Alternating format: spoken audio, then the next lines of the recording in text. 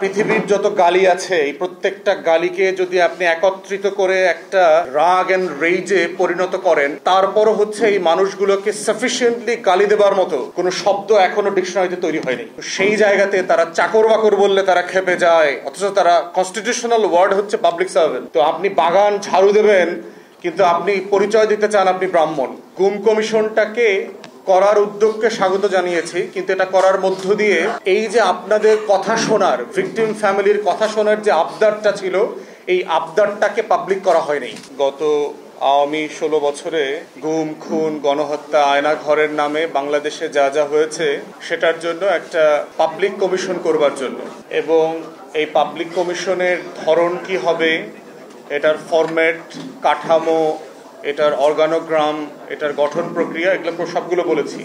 এবং আপনাদের হয়তো অনেকের মনে থাকার কথা, আমরা যখন ব্রিফিং করেছি গণমাধ্যমে তখনও বলেছি যে 4টা কমিশনের ব্যাপারে পার্টিকুলারলি বলেছি যে গণতদন্ত কমিশন করতে হবে, তার ভিতরে একটা হচ্ছে গুম কমিশন।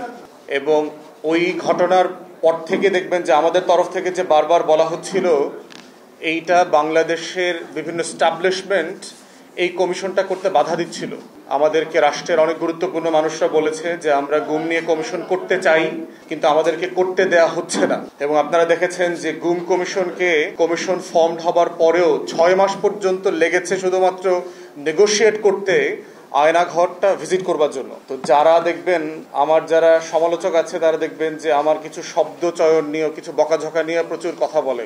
আপনারা আজকে যারা গুম পরিবারের সদস্যরা আছেন এবং গুম পরিবারের যারা সার্ভাইভার আছেন, এই যে বক্তব্য শুনলেন, এই বক্তব্য শোনার পরে যারা গুম করেছেন তাদেরকে কোন বাংলাতে কথা বলা উচিত, আসলে তাদের জন্য কি আসলে কোনো স্ল্যাং এখন পর্যন্ত আবিষ্কার হয়েছে কিনা? পৃথিবীর যত গালি আছে এই প্রত্যেকটা গালিকে যদি আপনি একত্রিত করে একটা রাগ এন্ড রেজে পরিণত করেন, তারপরও হচ্ছে এই মানুষগুলোকে সাফিসিয়েন্টলি গালি দেবার মতো কোনো শব্দ এখনো ডিকশনারিতে তৈরি হয়নি।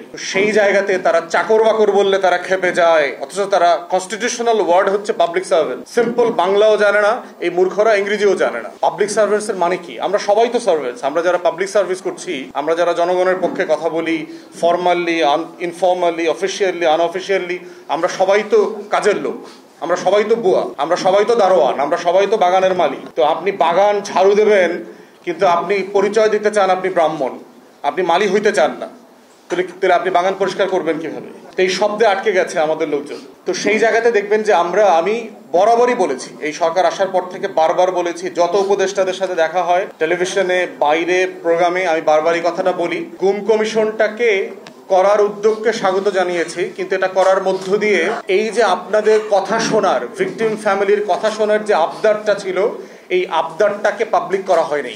আমরা বলেছিলাম যে গুম কমিশনটা হইতে হবে হচ্ছে আপনার একটা পাবলিক কমিশন হইতে হবে।